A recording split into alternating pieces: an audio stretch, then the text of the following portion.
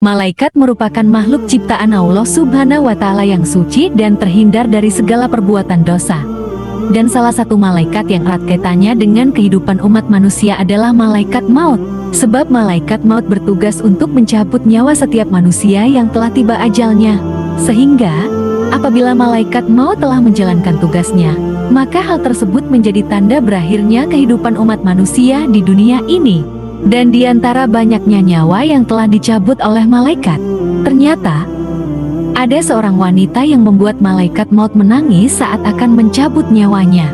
Sebagaimana diceritakan dalam kitab Tazkirah oleh Imam Qurtubi, bahwa malaikat maut menangis saat mencabut nyawa seorang wanita, padahal wanita itu tidak digambarkan sebagai seorang yang taat beribadah. Lantas apa yang menyebabkan malaikat maut menangis saat mencabut nyawa wanita ini? Namun sebelum lanjut, jangan lupa untuk like, komen dan subscribe agar channel ini terus berkembang.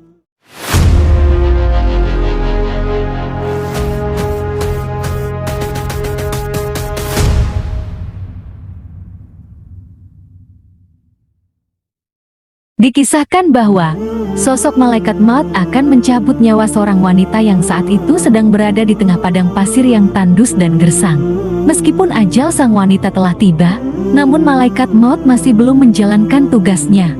Hal ini disebabkan karena ternyata wanita itu sedang hamil dan hendak melahirkan. Oleh sebab itu, malaikat maut pun menunggunya sampai bayinya lahir di gurun tandus tersebut.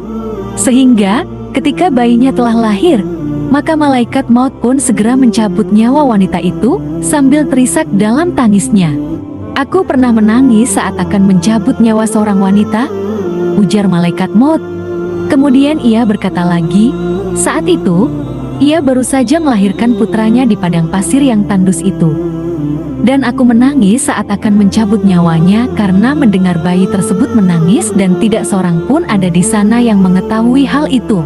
Demikianlah kata malaikat pencabut nyawa itu. Ia merasa iba dengan bayi yang dilahirkan oleh wanita itu, di mana tidak seorang pun di sana yang bisa menemukannya. Sehingga malaikat maut pun menangis saat mencabut nyawa ibunya. Namun tanpa sepengetahuan malaikat maut, sebab ia hanya bertugas untuk mencabut nyawa. Ternyata Allah Subhanahu wa Ta'ala telah menyelamatkan bayi itu dengan caranya, hingga akhirnya ia pun tumbuh besar dan menjadi hamba Allah yang baik dan taat.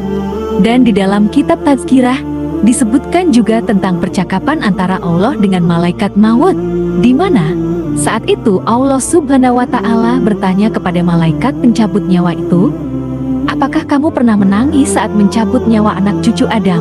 Maka malaikat maut pun menjawab, "Aku pernah menangis, tertawa dan juga terkejut serta kaget." Kemudian Allah Subhanahu wa Ta'ala bertanya, "Apa yang membuatmu menangis?"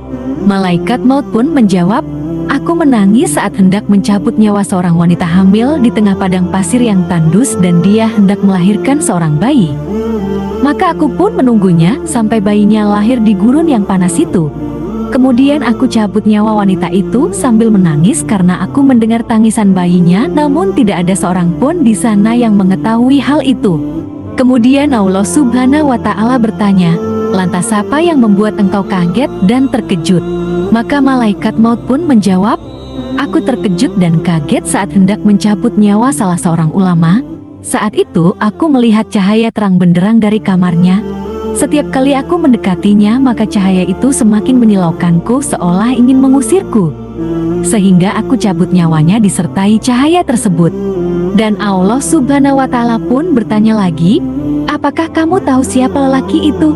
"Tidak ya Allah," jawab malaikat maut.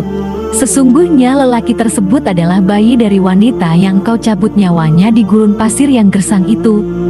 Dan akulah yang menjaganya dan tidak membiarkannya." Begitulah kisah dan alasan mengapa malaikat maut menangis saat hendak mencabut nyawa seorang wanita.